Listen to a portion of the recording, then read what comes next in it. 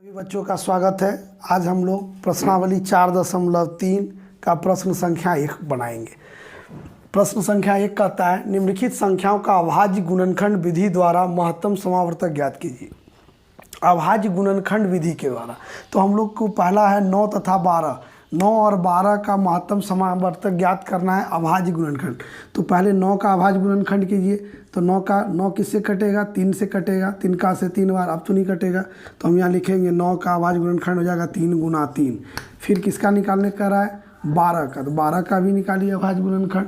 ये 12 2 से जाएगा, 2 छक 12, फिर 2 से 3 बार। फिर यहाँ 12 का इस तरह से आप लिख लीजिए अभाज्य गुणनखंड 2 गुना 3। ठीक है, 2 गुना 3। तो अब क्या देखेंगे अभाज्य गुणनखंड विधि में क्या करना होगा इसके बाद? तो हम देखेंगे कि जो दोनों में वैनिष्ठ है, दोनों में सामान्य है, वही उसका गुणनखंड हो जाएगा। तो इसमें क्या सिर्फ 3 है, तो 9 और 12 का महत्तम समावर्तक यहाँ हो जाएगा 3। ठीक है, जो वैनिष्ठ होगा वो यहाँ महत्तम समावर्तक हो जाएगा। फिर इसी तरह से 7 तथा 14। तो 7 का गुणनखंड अगर कीजिएगा तो 7 गुना 1 होगा। फिर 14 का अगर कीजिएगा तो 2 गुना 7 होगा। तो देख रहे हैं क्या है, दोनों में 7 सामान्य है, तो इसका महत्तम समावर्तक होगा 7। फिर 3 और 9 का, 3 का गुणनखंड 3 गुना 1 और 9 का हम लोग क्या लिखेंगे? 3 गुना 3। तो सिर्फ 3 मिल रहा है, सिर्फ 3 है, तो इसका महत्तम समावर्तक हो जाएगा 3। इस तरह से। ठीक है, ये तीनों। फिर अगला प्रश्न हम लिख रहे हैं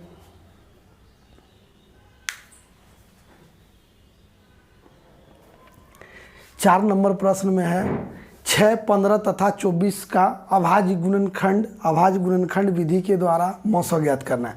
तो 6 का गुणनखंड क्या हो जाएगा? 2 गुना 3। तो आसानी से लिख लीजिएगा। 15 का भी आसानी से आप लिख लीजिएगा 3 गुना 5। 3 गुना 5। 24 का गुणनखंड करके देख लीजिए। दुक्का से 12 बार, दुक्का से फिर 6 बार, दुक्का से 3 बार, ये ना, यानी 2 गुना 3। तो 6, 15 और 24 क्या देख रहे हैं? इसमें 2 है, तो इधर यहाँ 2 है लेकिन इसमें नहीं है। इसमें 3 है लेकिन ये तीनों में 3 है। देखिए यहाँ 3 तीनों में है, तो इसका गुणनखंड अभाज्य गुणनखंड जो होगा ठीक है, ये गुणनखंड इसका 3 जो है सब में है, इसलिए इसका महत्तम समावर्तक 3 होगा। ठीक है, अभयनिष्ठ ये सब में समान 3 सिर्फ है। 2 इसमें अगर रहता तब 2 गुना 3 हो जाता, क्योंकि 2 यहाँ भी है, यहाँ भी, तो इसमें नहीं है, इसलिए हम नहीं लेंगे।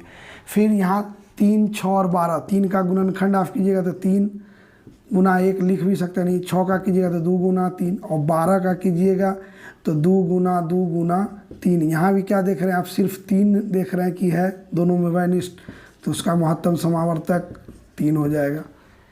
ठीक है, फिर यहाँ 7, 21, 7 का होगा 7 गुना 1, 21 का होगा 3 गुना 7, और 63 का हो जाएगा 9 7 63, यानी 3 गुना 7। ऐसे आप करके देख लीजिए। 3 का से जाएगा 21 बार, फिर 3 का से जाएगा 7 बार। तो आप क्या देख रहे हैं? सिर्फ 7 इसमें जो है तीनों में समान है, इसलिए इसका महत्तम समावर्तक जो होगा वो 7 होगा।